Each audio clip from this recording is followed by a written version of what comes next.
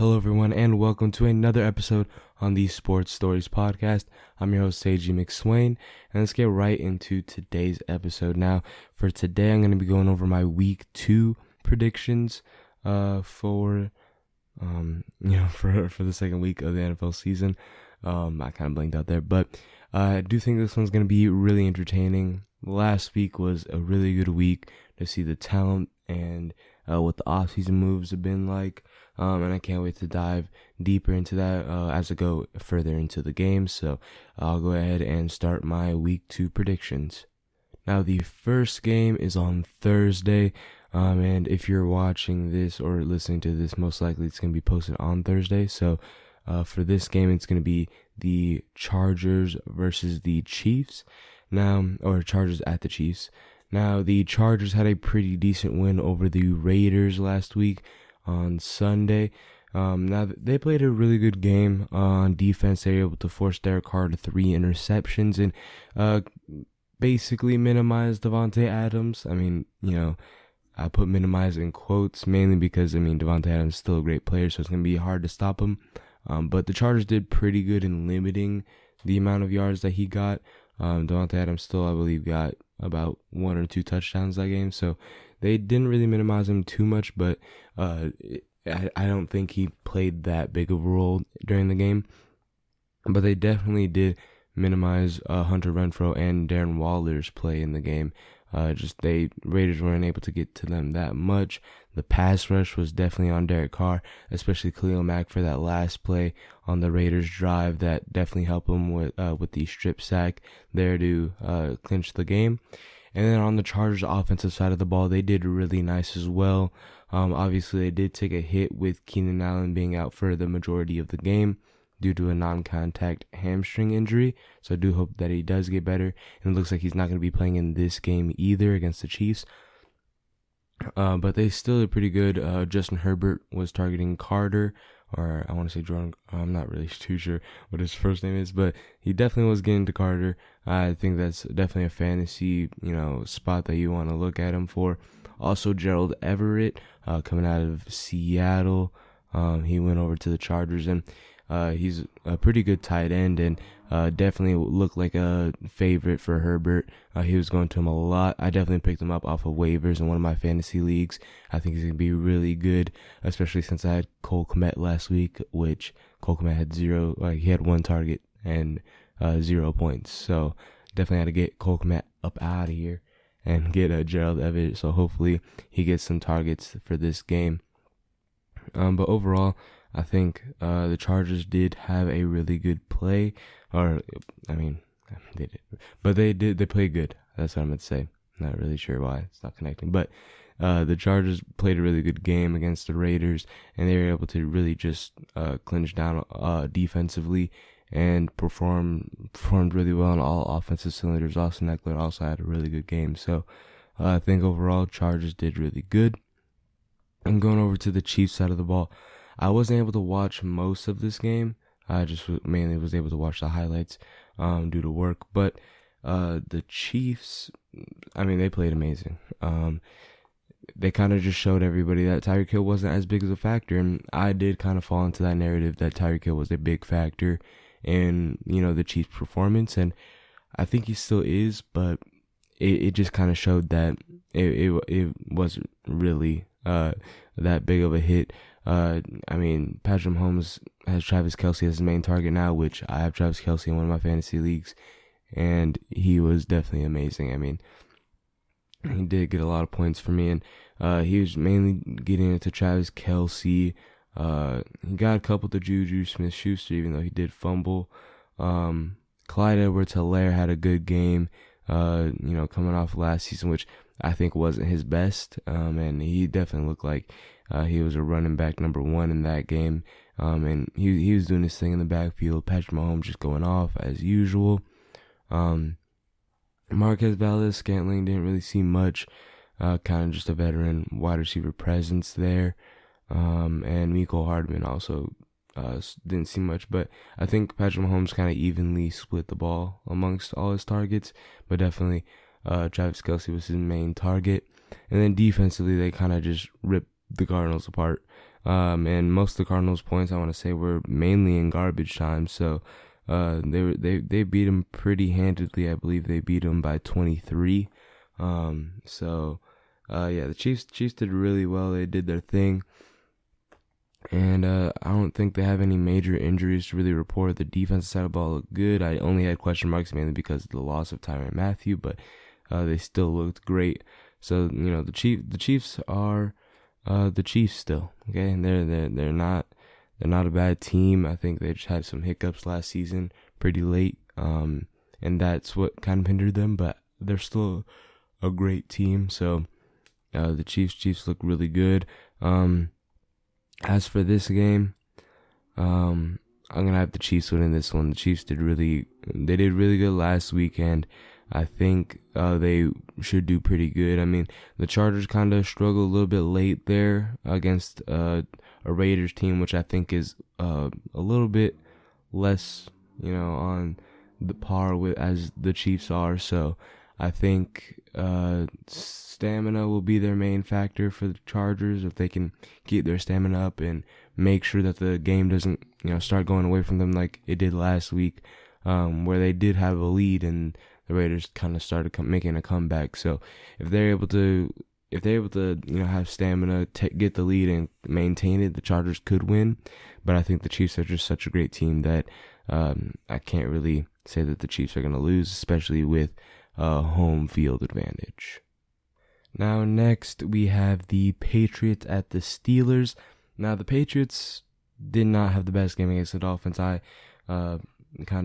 didn't bet, but in my predictions I did put New England as beating Miami, mainly just because I wanted to test out how this Tua and Tyreek type of duo is gonna go.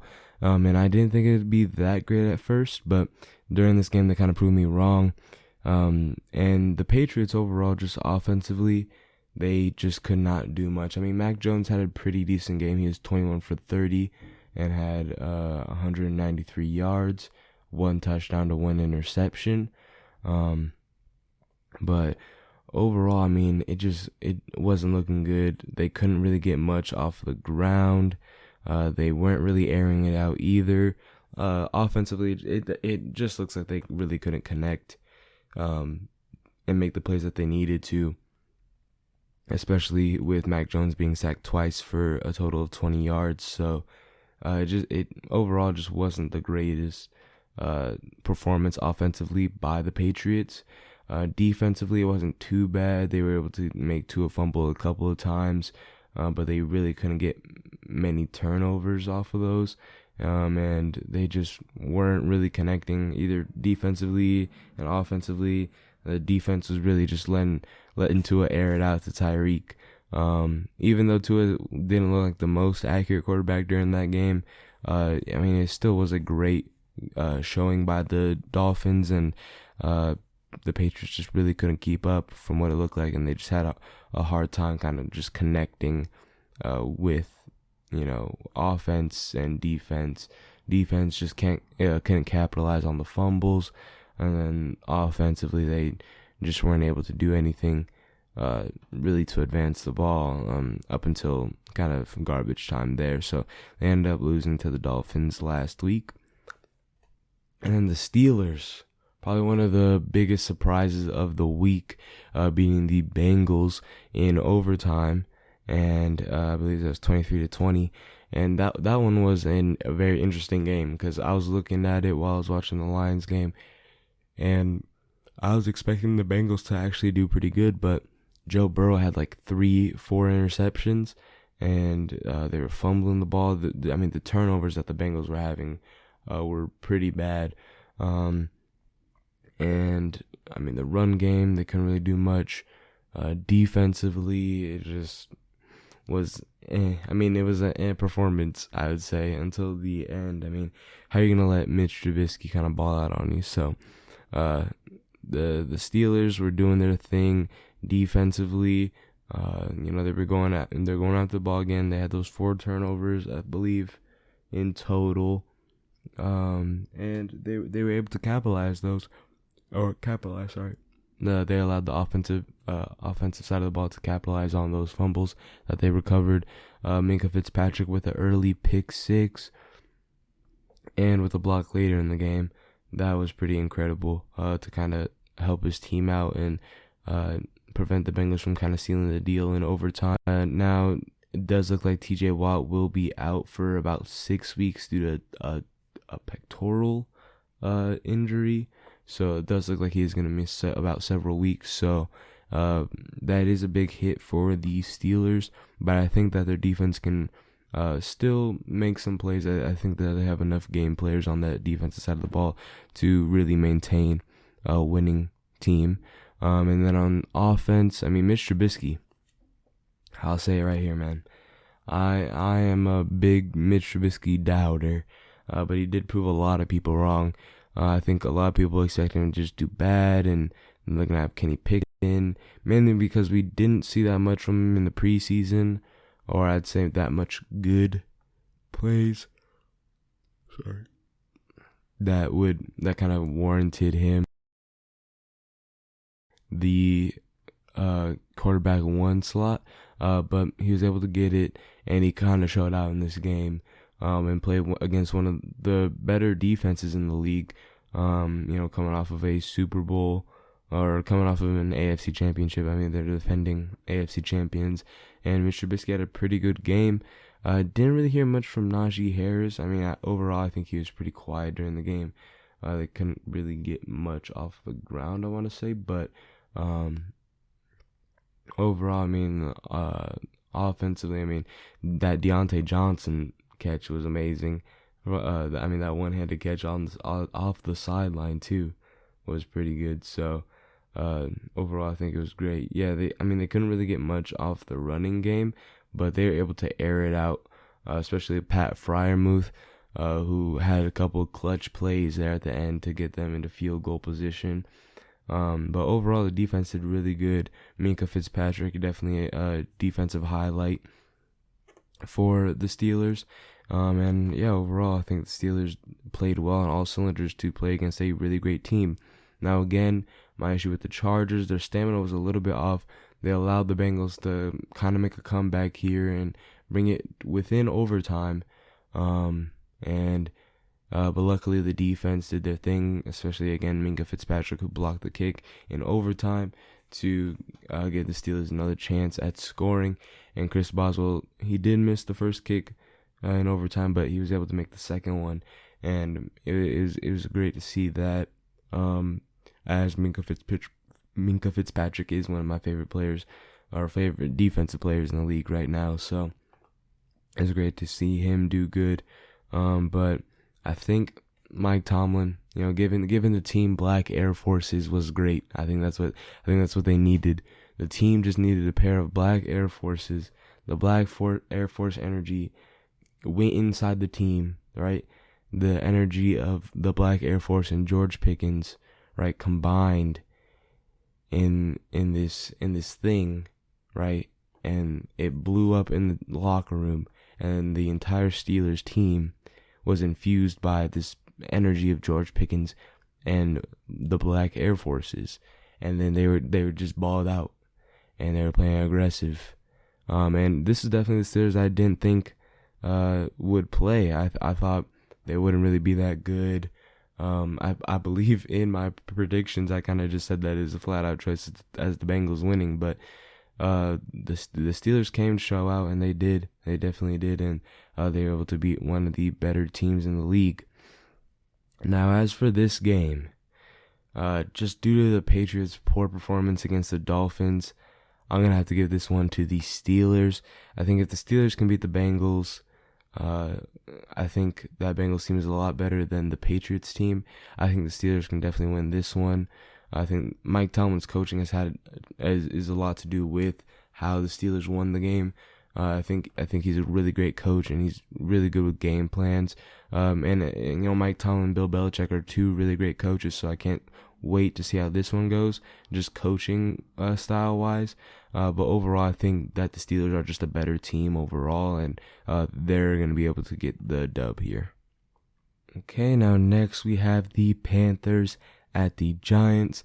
Now the Panthers, this is Baker Mayfield's redemption game against the Browns, but they just couldn't get it done. It was a close one. I had some family members out there at the game, and they were very happy that the kicker was able to get that one in, and win the game for them, especially since it looked like the Browns were kind of choking that one in Browns fashion. They had the lead, and then I believe Baker Mayfield ran in for 2 touchdowns, or he scored 2 touchdowns, kind of put them back in the game.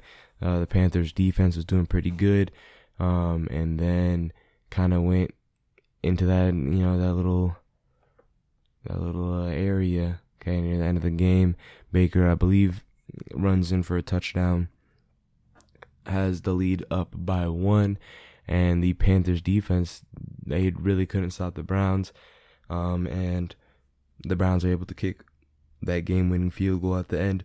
Now, Kareem Hunt had a really good game. Nick Chubb didn't really get much. He did have a really good game. He's on my fantasy team, and he still had a really great showing, in my opinion. Let me see. I don't remember, but I believe he had about 15 points. So, he still did good, but I feel like Kareem Hunt really took the load there, mainly in the red zone. So I would expect more of that, kind of just seeing Kareem Hunt in the red zone, kind of push it in for the touchdown. Kind of how the Lions were doing when I was watching the game. They kind of let DeAndre Swift take the lead there up until near the red zone, and then that's where they put in Jamal Williams. So, to punch in the touchdown. So I think Kareem Hunt's going to fill that type of role where he's just going to be in the red zone, kind of just try to punch in those touchdowns over until Deshaun Watson does come back. So I don't think he's the worst quarterback. There's definitely worse options out there, I think. And I think he'll be a good quarterback again, just until Deshaun Watson comes back. The wide receiver core did pretty decent, better than I thought they would. To be honest, because I was looking at that. They have Amari Cooper, which I forgot to mention in the the predictions for that game until I went to the Cowboys game. I was like, oh yeah, they missed, or they don't have Amari Cooper anymore. So I was talking about that one, but they have Amari Cooper, who did decent. I had him on my bench, and he really didn't do much. And their players are okay. Okay, I wouldn't say that they did much. So, overall, the Browns are a pretty good team. But as for the Panthers, their offensive side of the ball just wasn't great. The defensive side of the ball, the offensive side of the ball was pretty bad up until near the end. I had Baker Mayfield on one of my fantasy teams, and he had negative 0.1 point at by the second quarter. So the offense wasn't looking great until the end. I think they just really need to. They're able to get it done and try to make one. Christian McCaffrey didn't do what Christian McCaffrey should do. I think he only had about 30 yards. So that was kind of surprising to me why he didn't really do that good. But then again, the Browns' defensive line is pretty good. So that one's gonna be tough. But overall, I think the Browns had a really good game. The Panthers' offense just really couldn't adjust. The defense, I think, is definitely where they need to work on, especially since they kind of allowed that game-winning drive for the kick to win the game. So Panthers' defense didn't do great. Now, as for the Giants, surprising win. I think one of the most surprising wins of the week over the Titans. Nobody really expected them to win. But I think the Giants won because of one man, and one man only, and that was Saquon Barkley. Okay, Saquon Barkley was going absolutely off. He was going for 100 yards. Okay, I think he went over 100 yards, and he was just a beast. From what I was seeing, it seems like he's back. Okay, as a partial Saquon fan, because him coming out of Penn State, he was a little bit of a rival to the Michigan Wolverines, but him coming out and then going to the Giants, or coming out of college and going to the Giants, that was great. I think in second year, he gets the torn ACL. Third year was getting banged up a little bit, really couldn't produce as well as he, was just 2 years prior. And now he's back in his fourth year, I want to say. He's back. I mean, he was running with force, shoulder down, basically at every point of contact. The burst was something else. I think he's definitely better than his rookie. I think this is better than rookie season Saquon, in my opinion. He's bulked up. He's a power back. He's a finesse back, all in one. And his physique is great. So overall, I think Saquon is he's that player. Okay, he's that guy. He was fired up. He looked ready to win. He was excited to be back on the field, and the Giants definitely profited off of that. I mean, he was doing his thing, the running game, and the passing game really didn't do much. So I mean, Saquon Barkley basically kind of just carried the win here. He basically did, because then at the end, to win the game, he punches in the 2-point conversion after breaking like 2 or 3 tackles to get into the end zone. So Saquon Barkley is that guy. The defense did okay. They didn't really do that much. I mean, that hit on Derrick Henry was pretty lethal, though, I must say. That one was pretty big. That kind of reminds me of the Steve Atwater hitting Christian Okoye, because that basically gave the same energy. Because Christian Okoye, for those of you that don't know, he was a running back or a fullback for the Chiefs who would not go down because he was such a big guy. And Steve Atwater, legendary safety for the Broncos, just goes up and just sticks him, knocks him down. That one sent shockwaves to the news, because this guy would not go down, and Steve Atwater hit him. So that hit that Giants player had on Derrick Henry, that one was big. The defense did their thing, though. They allowed a comeback from the Titans, but luckily the Giants offense, or Saquon Barkley, was able to punch it in for that touchdown 2-point conversion. Now, as for this game, I think Saquon's still gonna have a great performance, mainly because the Panthers don't have the best defense. But I think the Panthers offense is gonna kind of just overpower the Giants defense. I think it's gonna be a really close game. I had this one being a 3-point game, but I think I'm gonna have the Panthers win this one. I know I had Cleveland winning the Panthers game, and then I changed my pick. I now know just to go with my gut. But as for this one, I had the Panthers winning. I think they're gonna be a great, I think they're gonna be a great team. I think they just need to kind of iron out some errors, as most week 1 situations happen, especially new quarterback. So I think it's going to be something that they just need to work out. But I think the Panthers are going to win this one. I think the offense is just going to be able to overpower that Giants defense and win the game. Now, this next game, I have the Jets at the Browns. Now, the Jets didn't really play that good. Obviously, they were playing against a pretty good Ravens defense. And they didn't have their starting quarterback in Zach Wilson. They had to go with the former Ravens player, Joe Flacco. But overall, just nothing really looked that good. Jets were they were not performing whatsoever. So it just didn't look good for the Jets. I think it's just gonna be a rough ride until Zach Wilson does come back. And then as for the Browns, obviously that win over Panthers probably felt really good for the organization, especially with them kind of having question marks at the quarterback position. Starting Jacoby Brissett, he looked good.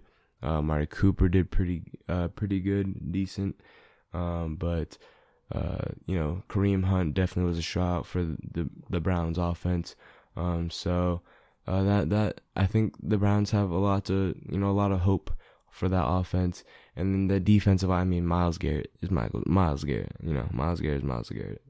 So I think he's going to be a great player still on the defensive side of the ball, kind of just work up for the defense. So overall for this one, I think it's going to be kind of unanimous that the Browns win this one. The Jets offensive line is not good, and I don't really know how they're going to be able to contain Myles Garrett And Joe Flacco still had a pretty tough time against a Ravens front seven that is about the same strength as I would say as the Browns defensive line, or if not a little bit worse than the Browns defensive line. So I think the Browns should easily take care of business here. I have it being over a 2-score game, a little bit over a 2-score game. I think the Browns got this one in the bag. Then next we have an AFC South matchup. The worst division in the NFL right now is the AFC South. We got the Colts at the Jaguars. Now the Colts probably had one of the most disappointing losses of the week, tying, or not even losses. They didn't even lose. They tied with the Texans. Out of all teams in the league, they tied with the Texans. Like, that's just another level of just bad, okay? Because I had the Colts as a unanimous winner in that one. I mean, but I do have this theory, okay? That Tyrod Taylor, it's like the gift of Tyrod Taylor, okay? Now, Tyrod Taylor plays for your team, right? And if you have a rookie quarterback on your team, Tyrod Taylor will get injured. But after the Tyrod Taylor injury, your rookie quarterback will then proceed to become a great player. Because if you think about it, right? Tyrod Taylor played with the Bills. They get Josh Allen. Played with the Chargers, or actually no, they played with the Browns. Baker Mayfield. I mean, I don't know, these are like chronicle order, but you know, they get Baker Mayfield, who's definitely an upgrade over Tyrod Taylor, and was a pretty good quarterback in his second season. And then, you know, his stint with the Chargers gets punctured in the lung. Justin Herbert starts, and there's history with Justin Herbert. And now, okay, Davis Mills, Tyrod Taylor plays, gets injured. They put in Davis Mills. Now Davis Mills is starting quarterback, and he was going off. He was surprisingly going off. I was not expecting this much from him, and he was surprisingly going off. And that Texans offense did really good, and defense did really good as well. But the Colts, man, like, how do you tie with one of the worst teams in the NFL? Okay, like, you have Matt Ryan, right, at quarterback. Sure, he's a little bit old. Sure, he's a little bit past his prime, but he's still a good quarterback. You still got Jonathan Taylor, who didn't really contribute as much as I thought he would to this game, especially since he's just such a good player. Like, I thought he'd be good, but no, he was not good. Okay, I mean, Pittman had a pretty good game. Never mind. I kind of take back. I just looked at the stats here. Kind of take back what I said about Jonathan Taylor. He had 31 carries for 161 yards and a touchdown.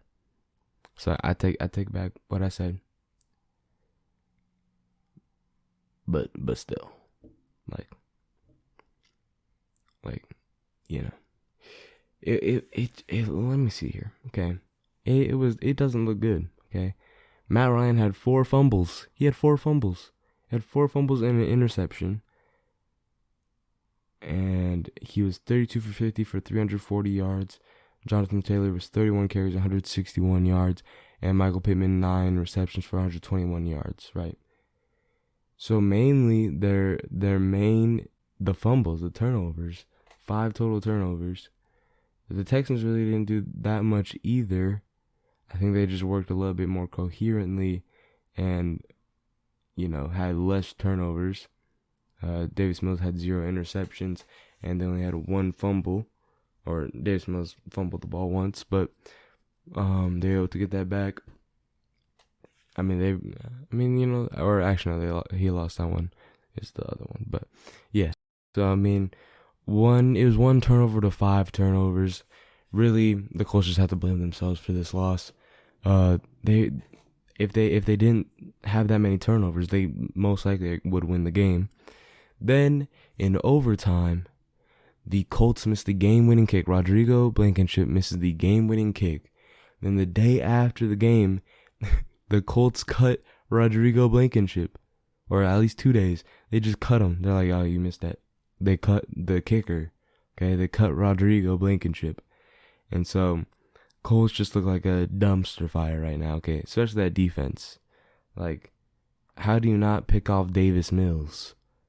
You do pretty good at containing, the receiving core. Brandon Cooks had a pretty decent game. That's really all I can say about the Texans offense. I mean, like, what were they doing? How do you tie? How do you tie with the worst team in the league? Or one of the worst teams in the league. So, Colts just not looking good. Now the Jaguars, they're playing up against the Commanders. Now, they didn't do all that well, but I want to say that the Jaguars did pretty good. They showed promise as a young and up-and-coming team. I think they showed a lot of promise and showed that, they can do it. They can win some close ones. They got the lead near the end, but the Commanders were able to get it done and win that one. Jaguars offense did pretty good. I mean, Trevor Lawrence didn't look too bad. Travis Etienne, he got absolutely blown up that one play. But, overall, Jaguars didn't play too bad of a game. Like, they didn't look too bad. But I think the Commanders were just a better team than them. So, that's kind of what contributed to the loss. Because Trevor Lawrence, and Christian Kirk went off 6 receptions for 117 yards. But yeah, Travis Etienne had a fumble, but they were able to get it back. That was about it.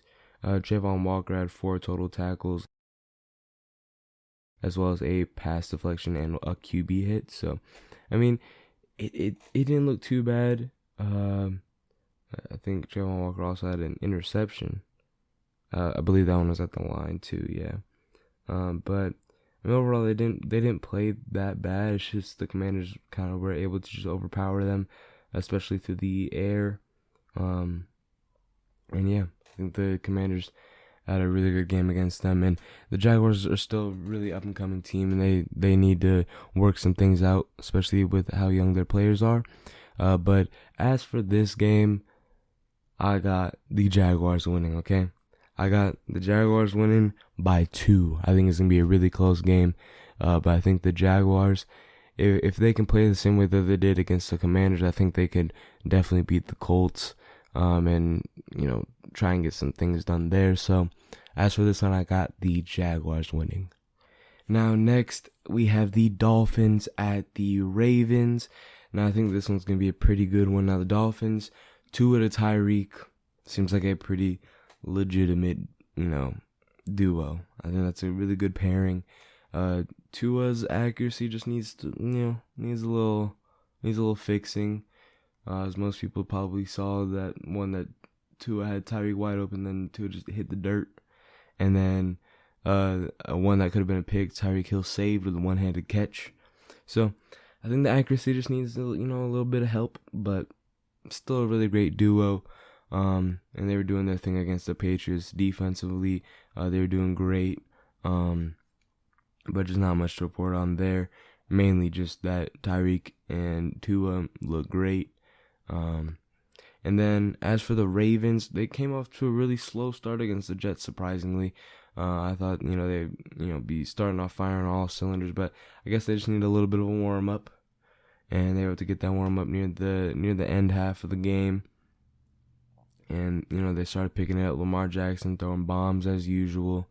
Offensively, they did great. Defensively, they did great, kind of just limiting the Jets to only 9 points.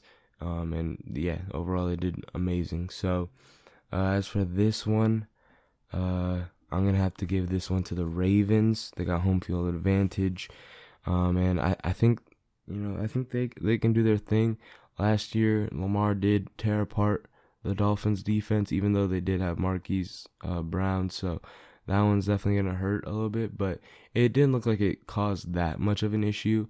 Lamar Jackson quickly found his new target, Devin Duvernay, in this game against the Jets. So I think that's where the Ravens are going to be going Lamar to Duvernay, and hopefully, they got their warm-up out of the way, and they're able to play how they did. I think Lamar Jackson can still do some great things. So as for this one, again, just giving it to the Ravens.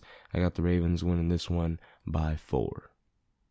Now next up, we have the Buccaneers at the Saints. Now the Bucs, pretty decent game. I mean, they kind of started off at a slow start again. They only put up 19 points against a Cowboys defense that looked like they were they looked like they were struggling a little bit. Now, the Buccaneers, maybe they just need, again, kind of like the Ravens, they just need to warm up, kind of get Tom Brady in the zone, Mike Evans, Chris Godwin. The offense line has taken a little, some hits during the offseason, so that could be why. But Leonard Fournette still did pretty good. Tom Brady did pretty good. Mike Evans had a really great catch during that game. Micah Parsons got ran over by Leonard Fournette. The Buccaneers did pretty good. They did good on the defensive side of the ball. Then again, Dak Prescott did get injured, so they weren't really playing the starting quarterback of the Cowboys. We'll have to see what they can do against the actual starting quarterback and against a team that they've kind of struggled against in prior seasons in the Saints. Now, the Saints offense, they came out to a slow start as well. I think again they just needed a little bit of a warm up. Not being able to have the same head coach, kind of change the offensive scheme. So maybe they just need to get accustomed to it. But Jameis Winston did pretty good. Michael Thomas being back definitely helped him, especially near the end when he got that touchdown. Because it wasn't looking great, to be honest, with the Falcons. The Falcons defensive line was getting there, but these Saints were able to work their way up, kind of make a comeback, get that touchdown, and end up winning the game. So, So I think they had a really good game. So, as for this one, I have an underdog in the Saints winning this one. I think the Saints are going to have a great game. I think, the Buccaneers have had trouble against the Saints in the regular season in the past couple years. So I think, again, Buccaneers are going to have a hard time, especially now that they have a kind of a weaker offensive line this year. I think that one's going to hurt them a little bit there. The Saints defense kind of got a little bit weaker as well, so we'll have to see how that one kind of matches up together. And Michael Thomas basically didn't even play against the Buccaneers past 2 seasons, or at least the past season, so I think he's going to do his thing there.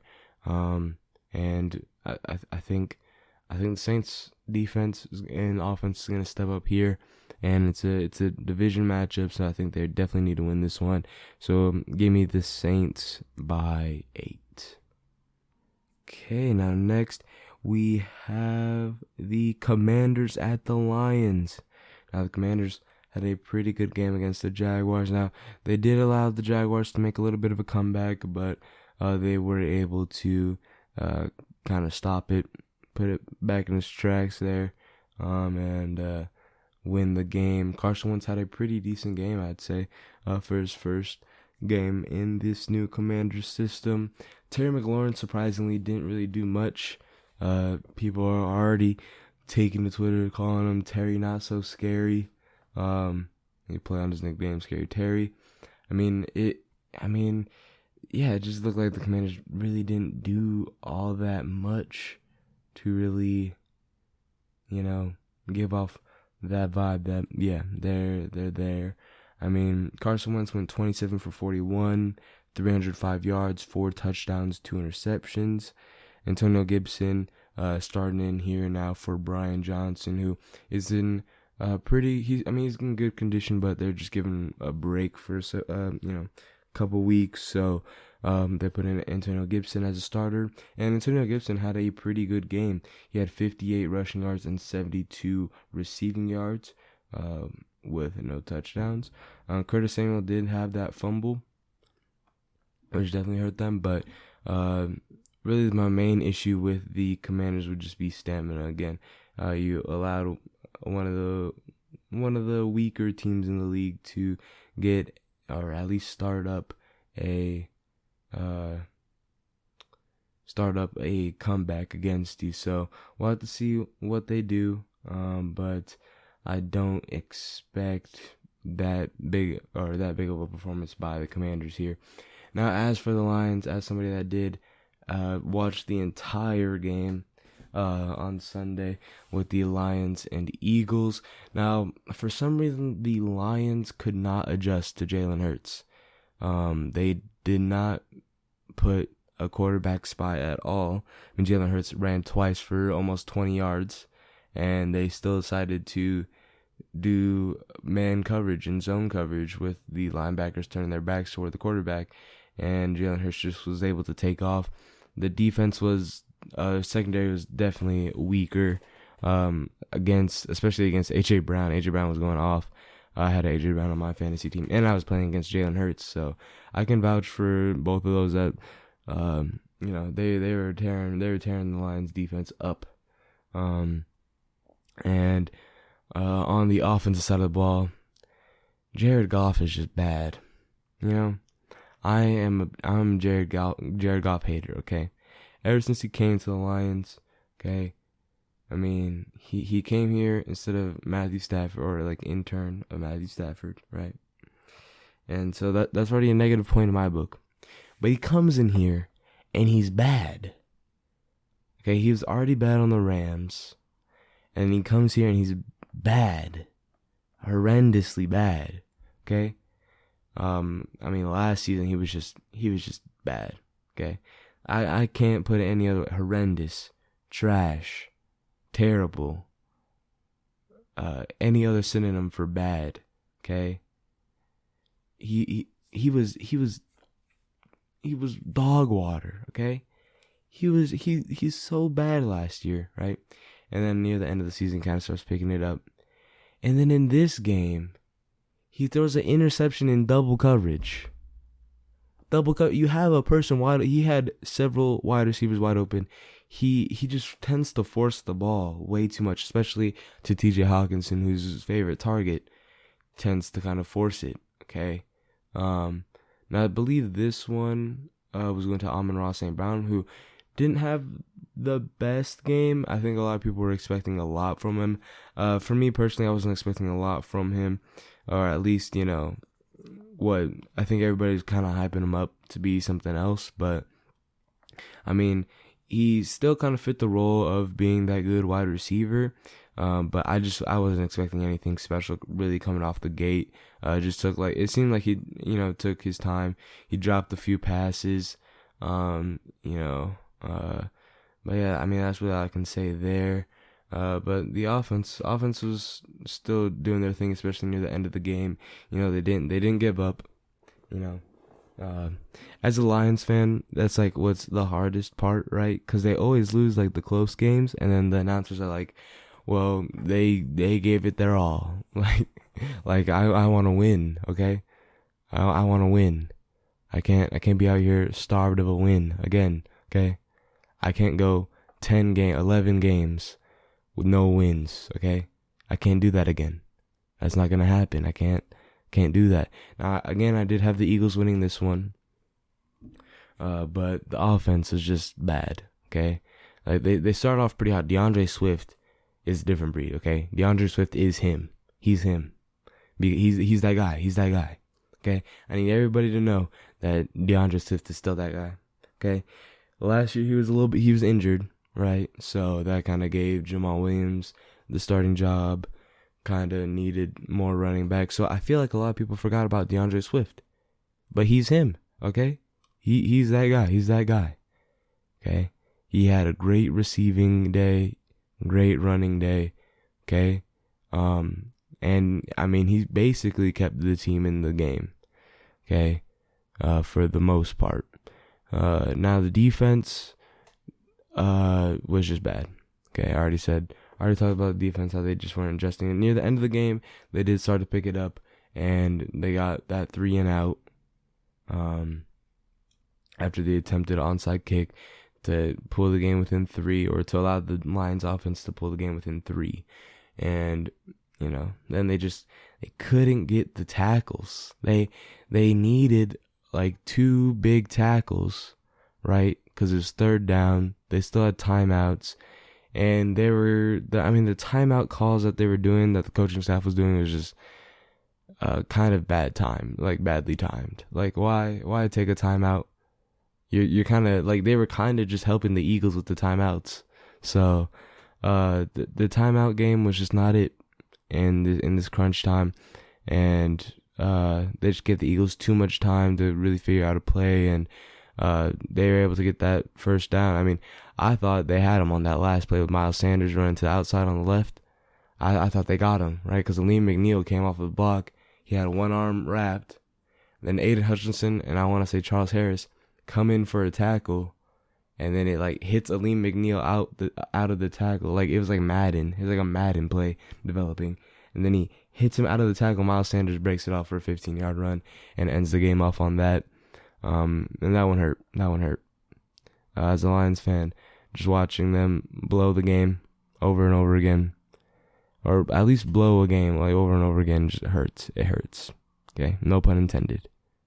It really hurts. So, as for this one, okay, I have the Lions getting their first dub of the season by 7. Okay, I got the Lions winning by 7 here against the Commanders. I believe this is the first game in, what, I want to say 20 plus games that they weren't the underdogs in. So it's been a little bit over a season since they were favored in the game. So they're favored for this one, and I think there's good reason to be. I think the defense is still really great, and I think they can do some good things against the Commanders. So give me the Lions in this one by 7.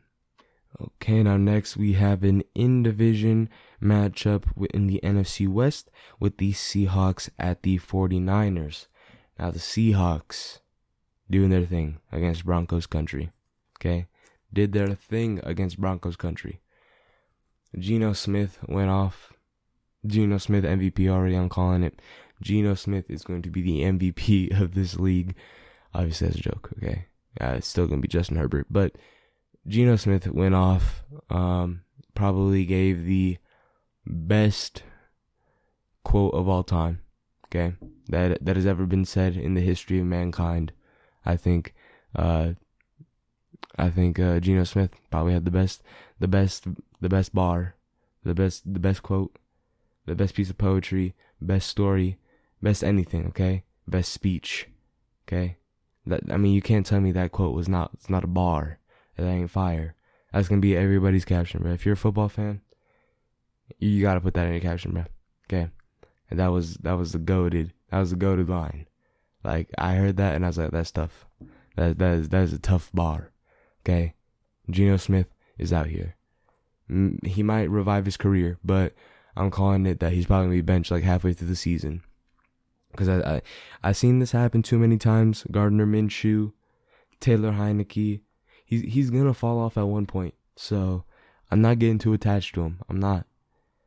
But Seahawks still rode out pretty nice into the sunset there at home, beat the Broncos, and the Broncos, obviously in Monday Night Football, so they had the Manning cast, and Peyton Manning called 62 timeouts before the Broncos did in that 2-minute drill, or 1-minute drill, basically. And that was probably the worst clock management that I've ever seen in my life, okay? And I saw the Lions take 2 back-to-back timeouts. So, basically, they go to the line, right? And it's going to be 4th and 5, I'm pretty sure. Yeah, it's going to be 4th down, 5 yards. That's all they need. And they take a total of like 40 seconds to do nothing. They took 40 seconds right off the clock. They line up. There's like 2 seconds left on the play clock, and then they call a timeout. And then they bring out Brandon McManus for a 62-yard kick. Now, my main issue, okay, I get it, right? You say you go for the 4th down, doesn't work out, then you're a bad coach for going for it on 4th down when you have a kicker that can make a 62-yard kick. Because Brandon McManus can hit over 60 yards. Like, he's a pretty good kicker. Don't get me wrong. So, I mean, then he's the idiot for not just trusting in his kicker. But here's my problem. You couldn't at least try and jump off sides. You couldn't get a hard count in that 40 seconds. You're up there. Kind of don't call a timeout though, because you can't call back-to-back timeouts. So basically just go up to the line, right? And just make this elaborate huddle for a little bit. Not too long, right? Because that was a way too long for a huddle. Not too long. Kind of go up there, kind of just as a normal play. Like make it look like a normal play at least, right? And then just kind of hard count and then try to get it. If they don't jump off sides, call a timeout, bring out the kicker, right? But instead, they wasted all this time off the clock just to bring in the kicker and then him to miss. Like it was bad. It was bad. Just took way too much time to think, and it was still on the clock. Like, the clock was still running. If you call a timeout to think, okay, maybe something might work, especially with how good Russell Wilson is. Jerry Jeudy, not Noah Fant because they traded away, but Jerry Jeudy, Cortland Sutton, I think those players are really good. So, I mean, they could have made something work out, but, instead kind of just wasted the clock down. But the Seahawks defense did take a big hit. Jamal Adams went down pretty early with a knee injury, and it looks like he might be out for the season. But the offense looked good. DK Metcalf went off as usual. Geno Smith went off. Defense did their thing. I believe the Broncos fumbled twice in the red zone, so the Seahawks were able to get something done. Okay, and they were able to get it done against the Seahawks. And then as for the 49ers, probably the most surprising loss, the Bears. How do you lose the Bears? Okay, as a Lions fan, Lions can lose to the Bears. Okay, because the Lions are pretty bad. But you're the 49ers, playoff team. Almost made it to the Super Bowl with Jimmy G. You put in Trey Lance. Trey Lance might be an absolute bum, okay? Maybe my prediction of Trey Lance's career might be just utter, complete garbage, okay? Because he did not play good. And it could have been the rain. It could have been a weather factor that the 49ers were like, it's raining pretty heavy. Maybe they just can't play in that type of weather. The 49ers were good. Obviously, the loss of Elijah Mitchell on the offensive side of the ball at running back definitely hurt them, as he is a starting running back, and he is a really great player, so that definitely hurt them. And Justin Fields actually went off, okay? Props to Justin Fields. I could be labeled a Justin Fields hater, mainly just because he played at Ohio State. That's kind of why I don't like him, but, he was going off. Darnell Mooney was going off, but that's about it, really. The Bears were pretty interesting, but the 49ers just couldn't get it done, offensively or defensively, and their defense is still good.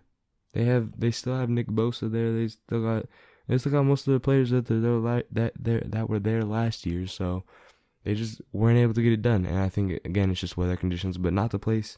The Bears win on a technicality. So sorry. So I think overall the 49ers just didn't have the best game. But as for this one, give me the Seahawks by 7, okay? I think Geno Smith is going to have another great game. Maybe this is just the week 1 hype, but I think Geno Smith is going to have another great game. DK Metcalf, another great game. I believe Kenneth Walker is going to be playing in this one, so give him the ball, feed him. Let's see what he can do. Defensively, the loss of Jamal Adams didn't really play that much of a role in the Broncos game, so I think they can, now that they have time to adjust a defensive game plan around the loss of Jamal Adams, will definitely help. And the 49ers, I just don't think they can get much done. I think Trey Lance is going to have a tough, start to the season. That I predict that I think he's going to have a tough start to the season, but I think he could still kind of work it up. Every rookie quarterback kind of has a little bit of a hiccup, and it's good that they get out of the way here at the beginning of the season. So I think I'm going to give the Seahawks a win here by 7. Now, next up, we have the Falcons at the Rams. Now, the Falcons had a pretty decent showing against the Saints. I didn't really expect much from them, but they did really good at the beginning of the game. However, that they did choke the game away. Okay, they had it, and then they choked it. So, I mean, Marcus Mariota looked good. The defense, especially Grady Jarrett, looked good. So, I mean, the Falcons really were firing off of all cylinders, but their stamina just went down, and the Saints were able to capitalize and score that touchdown to win the game. And then, as for the Rams, the Rams got absolutely destroyed. Okay, the Rams got picked apart by the Bills, dissected. Okay, the Rams were dissected piece for piece, part for part. Okay, I think the only good player on the Rams in that Bills game was Cooper Kupp. Like, Matthew Stafford had like 4 or 5 interceptions. He had like 3 or 4. He had 3 or 4 interceptions. There's a lot of fumbles in the game, both by the Bills and the Rams. The Bills had like 4 turnovers in total. Josh Allen threw 2 picks, and they had 2 fumbles. And they were still able to get the win. So the Rams just weren't able to capitalize off of the turnovers that the Bills gave them, and also the offense just couldn't do much. Matthew Stafford wasn't playing at Matthew Stafford level, and that could be because the elbow is still bothering him. I don't want to make any excuses for him, though. But, Matthew Stafford's my guy. And I think it might be just the elbow, okay? And then, I mean, basically, Allen Robinson had like 2 targets, 1 catch. I was playing against him, and I was playing against Allen Robinson in one of my fantasy leagues, and luckily he only had like 3 points. And the run game wasn't good. Cam Akers had 0 points. It looked like Sean McVay said that he wants Akers to really make more with his opportunities that he's given, even though he didn't really get that many opportunities. And then Darrell Henderson took the brunt of the snaps, but didn't do much. And then defensively, they did pretty good. I mean, they forced 2 fumbles and had 2 picks on Josh Allen. Pretty good game, but again, I think mainly this one just kind of falls on the offensive side of the ball and them not being able to capitalize off of these turnovers. Now, as for this game, give me the upset of the week, okay? Upset of the week. It's not the Saints over the Buccaneers.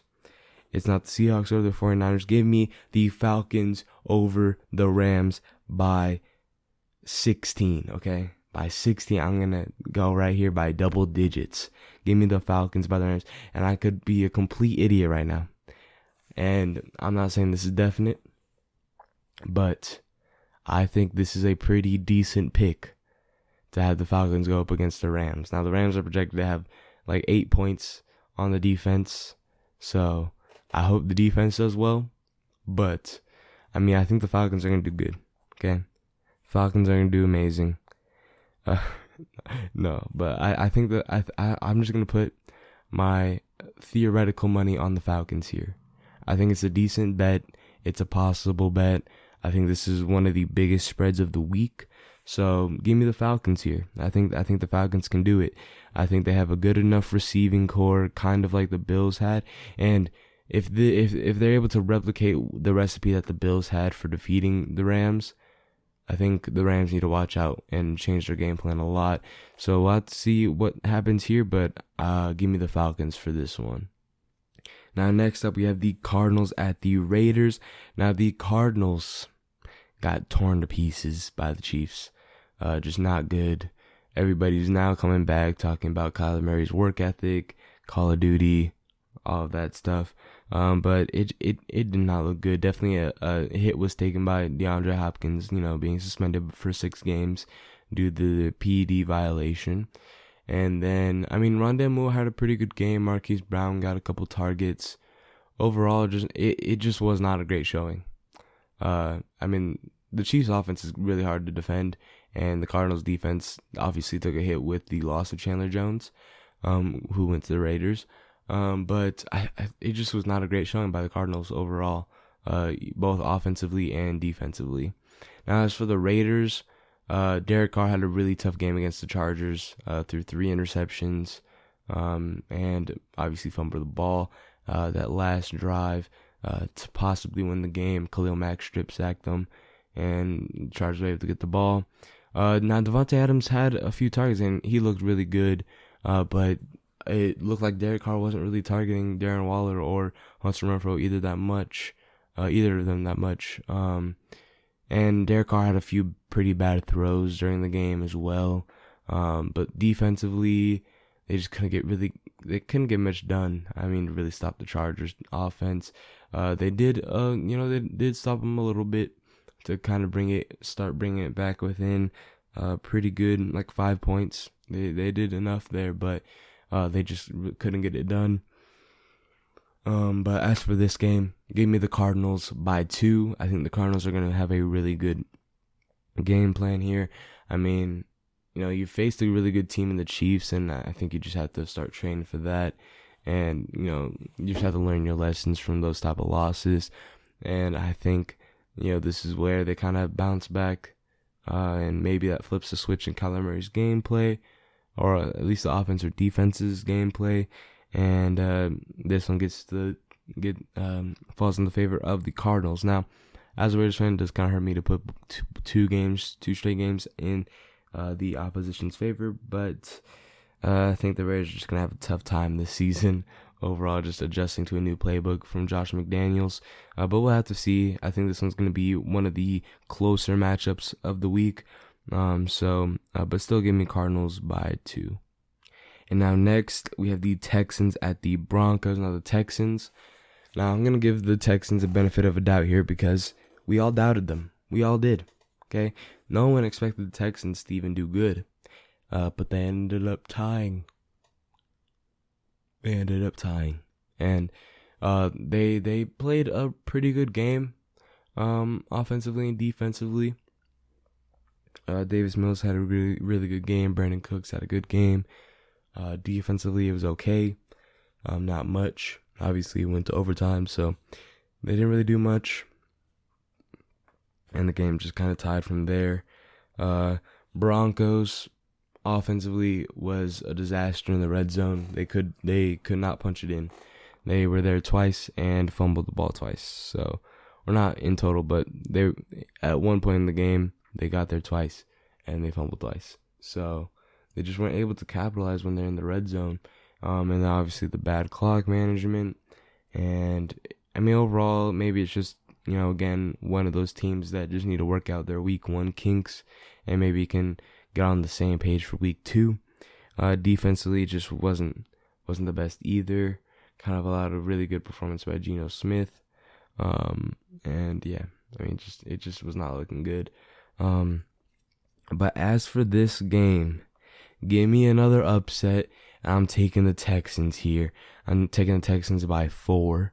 I think it's going to be a really close game, but I think the Texans are going to be able to overpower the Broncos in this one. Maybe. I don't know. Maybe just offensively, the Texans are going to do well. Not sure about the defense. That's why I kind of have in a 4-point game. So I think it's going to be interesting, but give me the Texans here. I think I'm going to have them as my second favorite upset of the week. Now next, we have the Bengals at the Cowboys. Now the Bengals in a shocking loss to the Steelers in overtime. Now the Bengals started off really slow. Couldn't get much done. Joe Burrow had 3 or 4 interceptions. They had a lot of fumbles, turning over the ball. It just didn't look great, right? It looked like a complete dumpster fire performance by the Bengals, but they started picking it up at the end, okay? They didn't give up. Started picking it up at the end. But Evan McPherson got blocked. The offensive line did nothing to help him whatsoever. It seemed like the offensive line just got worse. Apparently, they were supposed to have an upgraded offensive line, but it just looks like they got worse.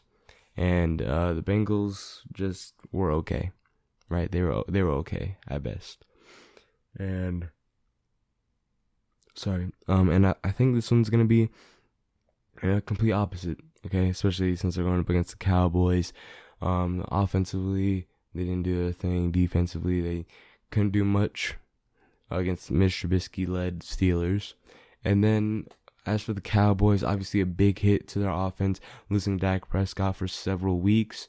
And there could be a possibility that they trade for a quarterback, but I believe now it is too late to. But I'm not sure if they still have the COVID policy up for it to be 2 weeks, or what the policy is for bringing in a new player is now. But there's a possibility that they do trade for a quarterback or bring in a quarterback during next week. But I guess they're just gonna keep with their backup here for this one. So I don't think the Cowboys offense is really going to do that much. The defense was pretty bad against the Buccaneers, and the defense was basically healthy. So I don't expect much here from the Cowboys, so give me the Bengals by 17. Now next up, we got the Bears at the Packers. Now the Bears coming off of a very surprising win over the 49ers. Justin Fields looked great. Darnell Mooney looked great. That's about it. The defense wasn't really that good. The offensive line really wasn't that good. The weather conditions were terrible in Chicago, but I'm not going to give them that technicality. I'm just going to say that they did good. And then the Packers, they're coming off of a loss to the Vikings. Now, a surprising loss for me against the Vikings. Like, it wasn't close. It was not close. But offensively, they did pretty good. Or not pretty good. Okay, I don't know why I said they did pretty good. They did pretty bad. Aaron Rodgers was kind of like Patrick Mahomes in the Super Bowl against the Buccaneers. Okay, he was like he's throwing it to nobody. Okay, nobody was catching the ball. I believe he had like 2 picks. The run game wasn't really that good. They really couldn't get much off the ground. I mean, the Vikings have a really good front seven, and defensively, the Packers did pretty bad. They didn't really do much. They couldn't stop Justin Jefferson. They couldn't really stop the run game from both Madison and Cook. They both went off. Kirk Cousins went off a little bit. Had him on my bench. He had like 15 fantasy points, but it wasn't the best. But Kirk Cousins still was doing good against the Packers defense. And obviously the loss of Zadarius Smith was there. It was present, especially since Zadarius Smith plays on the Vikings now. And Zadarius Smith got a nice little sack on Aaron Rodgers. So it just looked like the Packers now are kind of in shambles. And I thought that the Packers were going to win the division, but from the looks of it, I think the Vikings might win the division. And maybe the Lions can make it second place, Maybe the Lions can make it second place and make it in the playoffs, Maybe. A little nudge there in the NFL scripting, Maybe, get it in there. But anyway, as for this game, give me the Bears by 12, okay? I think the Bears offense can still do good. I think Justin Fields and Darnell Mooney are still great players. The defense still has a lot to work on, but I think the Packers offense is just not as good as it used to be. And it's going to be tough for Aaron Rodgers to really target anybody against a pretty bad Bears defense. So give me the Bears in this one, mainly due to the play of Justin Fields and Darnell Mooney together. Okay, and now next up we have the Titans at the Bills. Now the Titans coming off of a surprising loss to the Giants, and it was not a great performance. Derrick Henry didn't really have much. Ryan Tannehill didn't really do much. Traylon Burks had a touchdown, I think. But other than that, not much. Defensively, overall, it's not that hard to stay in a game against the Giants. Like, the Giants' defense is not bad. Or it's not good. I keep flipping my adjectives. The Giants' defense is bad. And so it's not hard to stay in a game against them. But if you're out here in this close of a game, and the Titans defense kind of just choked the game away, okay? The Giants could have gone for the tie, or not tie, but they could have gone into overtime with an extra point. But then they fumbled the bag and allowed Saquon Barkley to run in. Sorry, there's a motorbike up there. But they allowed him to run in for a touchdown, or not touchdown, but an extra point, 2 extra points. And they couldn't do anything. Okay, the Titans just don't look good. The loss of A.J. Brown is definitely a big hit to that play action pass formula that they want to do, because now their targets aren't as good. Like, who are they really going to be passing to? So just give them the rock. That big hit on Derrick Henry, that was probably a demoralizer for the team. And just overall, just was not a great play by the Titans. And then, going over the Bills side of the ball, the Bills are the Bills, okay? The Bills are still the Super Bowl champion in my eyes. Everybody was like, okay, it's probably going to be the Bills, but kind of hate that the Bills are being overrated. They're being a little too overhyped. It's because they're good. It's because they are that team.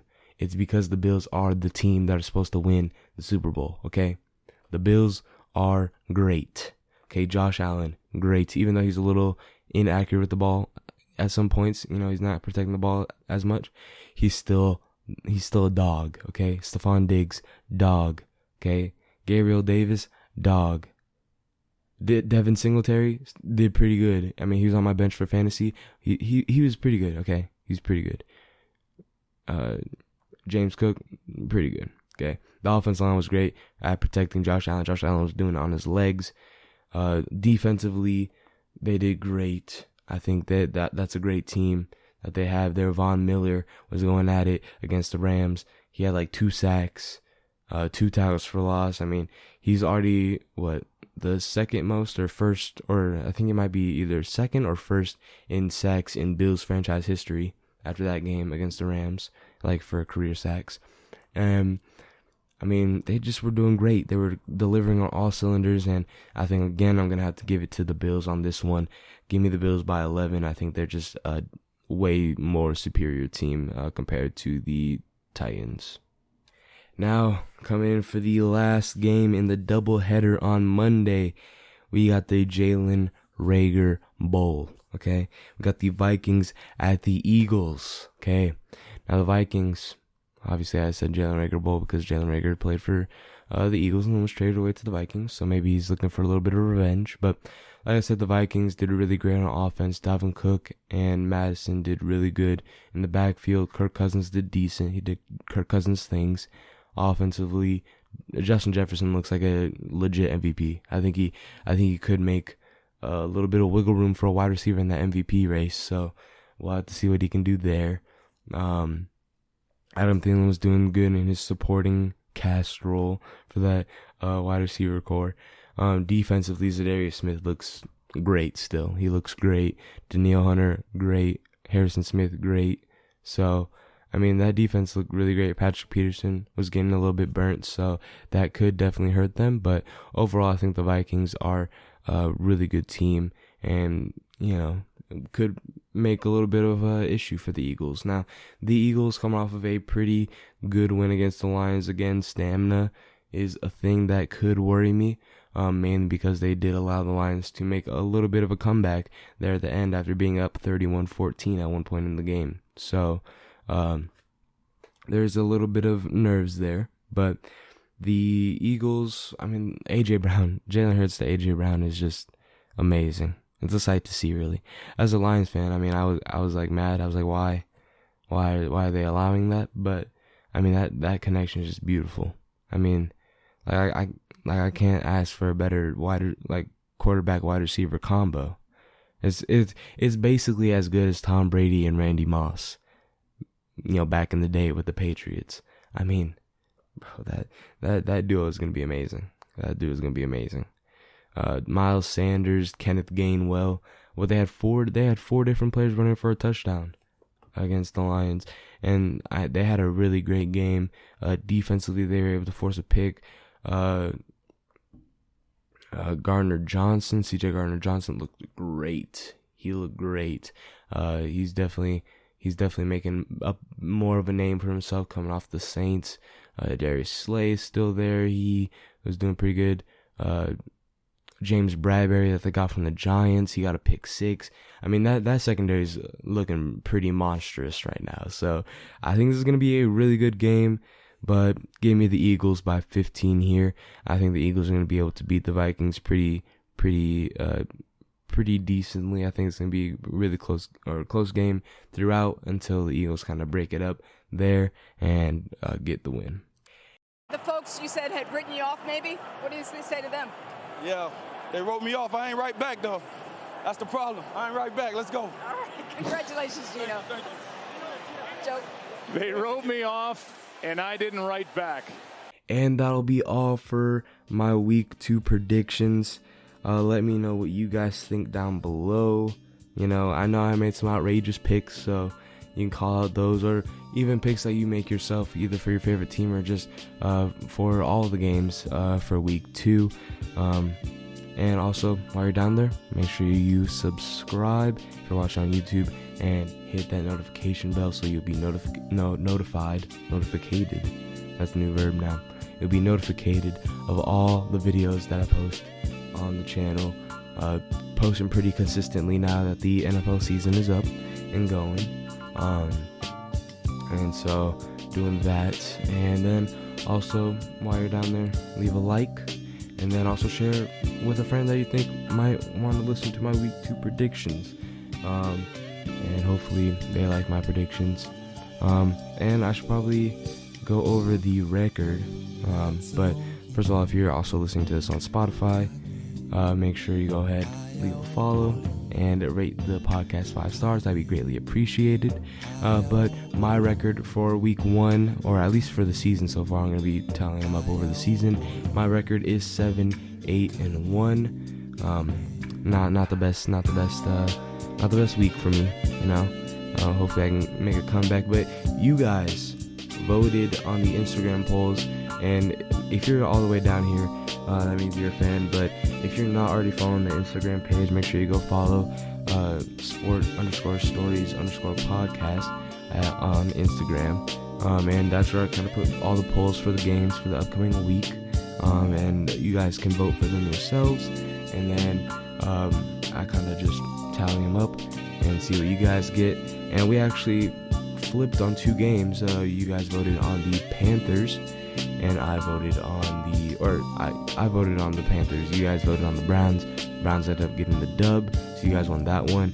And then we split on the Seahawks Broncos game. I voted the Broncos, or I predicted the Broncos to win. You guys voted on the Seahawks, and the Seahawks ended up winning that one. And so now your record is 8-7-1. So that is why. So we did split on those 2 games, and you guys are now in the lead. Okay. Previous season, I want to say I won by a good 10 games. But I can't wait to see what we got in store for this season. Hopefully we get more people voting on the Instagram polls. And I can't wait to see what you guys think on them. I probably am going to post one for the Thursday game today on Wednesday, so I can know what you guys are thinking going into the Thursday game. But other than that was all. Thank you for listening or watching all the way through, and have a great rest of your day. Bye.